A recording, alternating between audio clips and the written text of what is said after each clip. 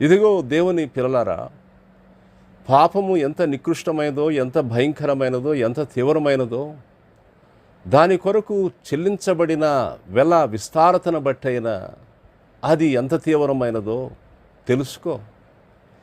ఏంటి దాని కొరకు చెల్లించబడిన వెల అనంటే, ప్రభు అయిన యేసుక్రీస్తు వారి యొక్క ప్రశస్తమైన రక్తం, అమూల్యమైన రక్తం, యవన రక్తం, ప్రభు రక్తం.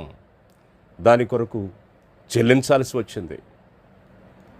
పాపము తీవ్రమైనది, పాపము హానికరమైనది, పాపము దేవునికి దుఃఖాన్ని కలిగించేది, పాపము మనుషుని నాశనం చేసేది, పాపము మనుషునికున్న అమూల్యమైనటువంటి వాటన్నిటినీ తన చేతులతోనే నాశనం చేసేటట్లుగా మనుషుని నడిపించేది పాపం.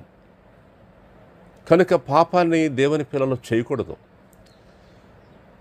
హెబ్రీయులకు రాసిన పత్రిక 12వ అధ్యాయం 4వ వచనాన్ని మనం చదివినప్పుడు అక్కడ ఒక మాట ఉన్నది. పాపముతో పోరాడటములో లేక పాపమును ఎదిరించుటలో రక్తము కారునంతగా ఇంకా దాన్ని మీరు ఎదిరించలేదు అని అంటాడు. దేవుని పిల్లలు పాపమును ఎదిరించాల్సిన విషయంలో అవసరమైతే రక్తము కారునంతగా దాన్ని ఎదిరించి జయించాలి.